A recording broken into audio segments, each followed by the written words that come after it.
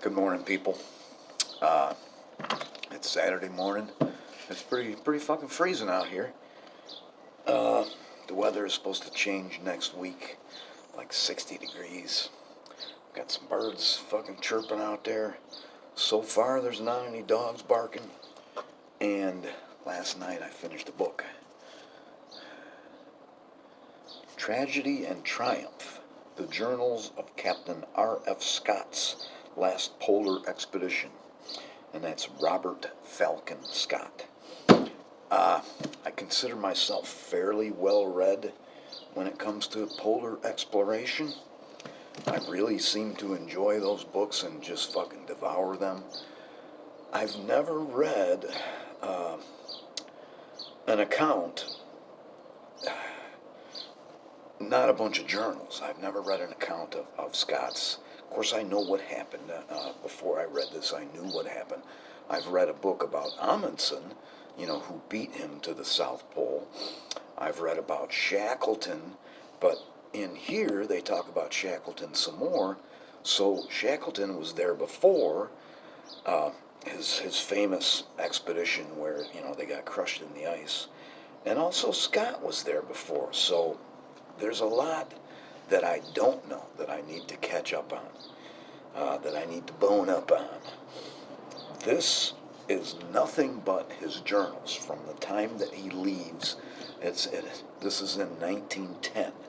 They sail from New Zealand and they go down to Antarctica, and they actually build a hut, and they stay in the hut for the winter, and then they shoot for the pole when it's the Antarctic summer. Uh, so there's no explanatory notes in here that tell you what he has planned. He's got this all worked out, and since this isn't a book form, he doesn't really tell you, he doesn't fill you in on all those details. I have written here in my notes, no explanatory notes, but later on there is just a couple of them. This is 477 pages. There's also an index at the back that looks like it's another guy's journal from the party, but it's written in super small lettering, and I had a hard time even reading it. I may go back and read it. I don't know. It's not impossible for me to read it. It's just not very comfortable. The book starts out with the ocean voyage, and the ocean voyage takes up quite a bit of it. It's very interesting. It's not an easy voyage. These are on fucking sailing ships. They also have an engine, a boiler that can turn a screw, and their coal is very precious, so they try to use the sails whenever they can. They have they run into a couple of storms. They run into one very bad storm. They bring horses with them, and the fucking horses are tied up on deck. Uh, his account of this very bad storm, one of the horses actually gets washed off the deck into the ocean, and the next wave washes that fucker back on. So that fucking horse got lucky. But the horses, if you're an animal lover, if you're a horse lover, this is probably not a book for you. They don't bring the horses, they're not pets. They never intend to bring the horses back. The horses are just a piece of the puzzle for them.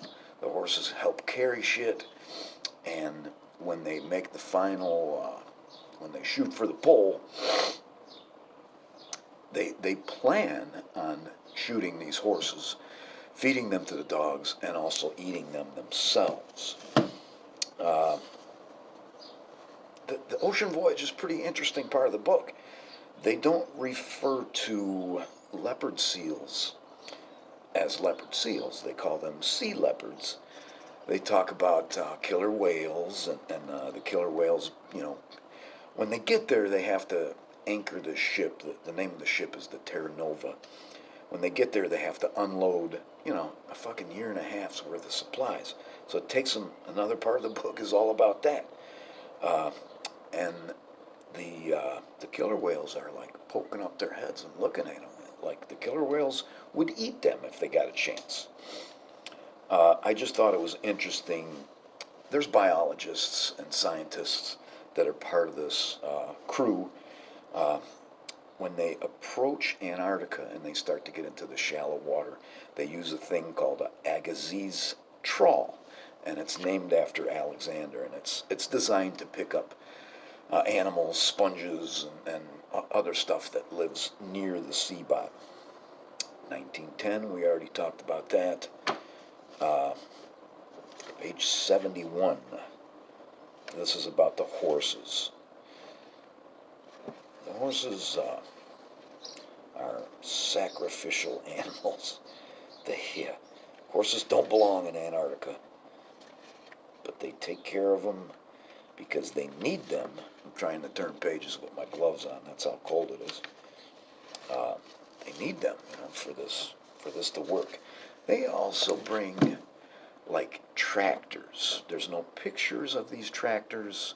One of the tractors they actually breaks through the ice, and they lose it. The part where he's talking about the tractor going through the ice, they have a rope tied to the thing, and the rope is ripping through the rotten ice, and they have to let go of the rope, and down it goes. So somewhere there's a fucking tractor on the bottom of the sea. I'm not going to read this whole paragraph. I have to find after the sledges. After the sledges came the turn of the ponies. The sledges being the tractors. They've unloaded them from the boat. There was a good deal of difficulty in getting some of them into the horse box, but Oates rose to the occasion and got most of them in by persuasion, whilst others were simply lifted in by the sailors. Though all are thin and some few looked pulled down, I was agreeably surprised at the evident vitality which they still possessed. Some were even skittish. I cannot express the relief when the whole 17 were safely picketed on the floe. From the moment of getting on the snow, they seemed to take a new lease of life, and I haven't a doubt they will pick up very rapidly. It really is a triumph to have got them through safely and as well as they are. Poor brutes! How they must have enjoyed their first roll, and how glad they must have had to have freedom to scratch themselves. It is evident all have suffered from skin irritation. One can imagine the horror of suffering from such an ill for weeks without being able to get at the part that itched. I note that now they are picketed together, they administer kindly offices to each other. One sees them gnawing away at each other's flanks in most amicable and obliging manner. Scott writes pretty well. He really does. He even gets flowery, about the scenes of Antarctica and how the sun shines on stuff. There's some real cool parts about this volcano, Erebus, and it made me interested in Erebus. So I googled that, and Erebus apparently has had a boiling lava lake since 1972. There is a live cam on the edge of the rim, but the live cam is down right now because apparently Erebus is erupting. It's pretty cool. Near the bottom of 307, I guess I'll try and find this. This just puts it into a little bit of historical perspective. Climbed the ramp in the afternoon, the shouts and songs of men and the neighing of horses borne to my ears as I clambered over its kopjes. This is in 1910. The Second Boer War was right at the turn of the century, and England, all the people in England were just crazy for news about the Boer War. And they had many correspondents, newspaper correspondents in South Africa reporting all the time. Winston Churchill was one of them. So kopjes is a Boer word for a small hill, sometimes a flat-topped hill. And I've read extensively about the Boer War, and the English public picked up these Afrikaans words, and kopjes was one of them. 10 years later, he's still using that. Fucking fingers are freezing. Uh, Nowhere in the book does he talk about how they take a shit, uh, or how they piss or anything. He never once mentions it. He says at one point, leaving the tent for necessary functions. So I guess that was them taking a shit. He doesn't say anything about toilet paper, and of course you wonder about those things. Uh, Sometimes when I'm reading, my mind will drift off, and I'll be thinking about something else. My eyeballs will dutifully be looking at the words, but I'm not soaking any of it up. I don't know when the boat sailed away. The boat can't just stay there and get crushed in the ice. So the Terra Nova had to have left at some time. He never pointed that out, or I missed it. Uh, and we're going to jump a long ways here. They, you know, they stay the winter in this hut, and then they start their march for the pole. He knows Amundsen's there, and he knows that Amundsen has a good chance of beating him. Uh, about half the crew, maybe a little bit less than half the crew, stays at the hut. Some of the other guys are just referred to as the support party, and when they get about halfway to the pole, they send them back. Those end up being the lucky ones. They're all upset at being sent back, but it ends up being fortunate for them because they live. 423, the last paragraph. He's hoping that. I'm sure he doesn't wish Amundsen ill, but he's hoping that they'll beat him there. Tuesday, January 16th. The worst has happened, or nearly the worst. We marched well in the morning and covered 7.5 miles. Noon sight showed us at latitude 89. Latitude 90 would be the pole. And we started off in high spirits in the afternoon, feeling that tomorrow would see us at our destination. About the second hour of the march, Bauer's sharp eyes detected what he thought was a cairn. I don't know if I'm pronouncing that correctly, but a cairn is just a buildup of rocks or anything so that they can see it. He was uneasy about it, but argued that it must be a Stratugus. Stratugus, as far as I can tell, is just a line of windblown snow. Half an hour later, he detected a black speck ahead. Soon we knew that this could not be a natural snow feature. We marched on, found that it was a black flag tied to a sledge bearer near the remains of a camp. Sledge tracks and ski tracks going and coming, and the clear trace of dogs' paws, many dogs. This told us the story. The Norwegians have forestalled us and are first at the pole. It is a terrible disappointment, and I am very sorry for my loyal companions. Many thoughts come, and much discussion have we had. Tomorrow we must march on to the pole and then hasten home with all the speed we can compass. All the daydreams must go. It will be a wearisome return. Certainly we are descending in altitude. Certainly also the Norwegians found an easy way up. I guess I have already mentioned this, but I have a book about Amundsen, but it's more of a biography. I'm going to have to get another one about Amundsen. I didn't mark the page, but one of the last 5 guys that goes to the pole, and then they're on their way back, his name is Evans. And Evans falls, hits his head, he's got problems with his legs. They're hiking, they're no longer having Evans pull anything, he's just walking, Evans is about a half mile behind him. They see him back there, so they wait for him. And then they set up camp, they start to cook. They look back.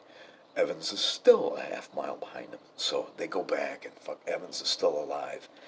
But a lot of times when you're freezing to death, you start to take your clothes off. Evans has got his gloves off, and he can still speak. Evans doesn't know what happened, and they get him back. They get him into a tent. They get him into a sleeping bag, and Evans dies. He never does say what they do with Evans' body. It's just there somewhere, you know. Nobody has ever found Evan's body or the next guy to die. His name is Oates. And I marked that page, 461. Got my gloves on again, so it's going to take me a second. My ears are freezing.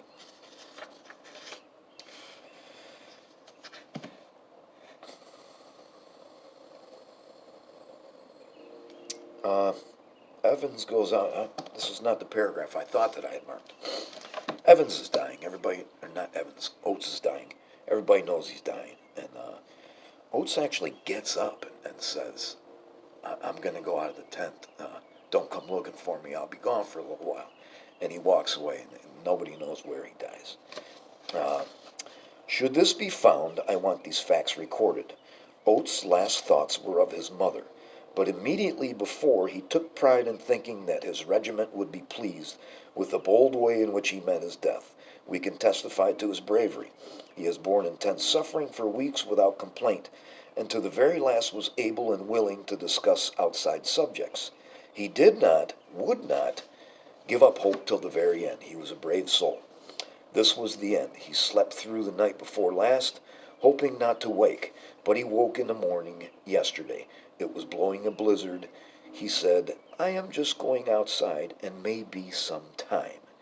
He went out into the blizzard, and we have not seen him since.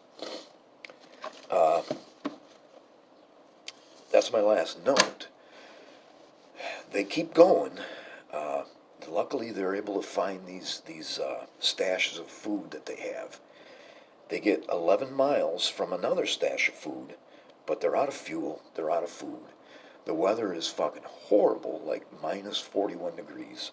They get a 4-day blizzard, and they can't travel in the blizzard. And that's it. They know they're going to die. They have opium and stuff, and they consider just taking this and overdosing, but apparently they don't do that.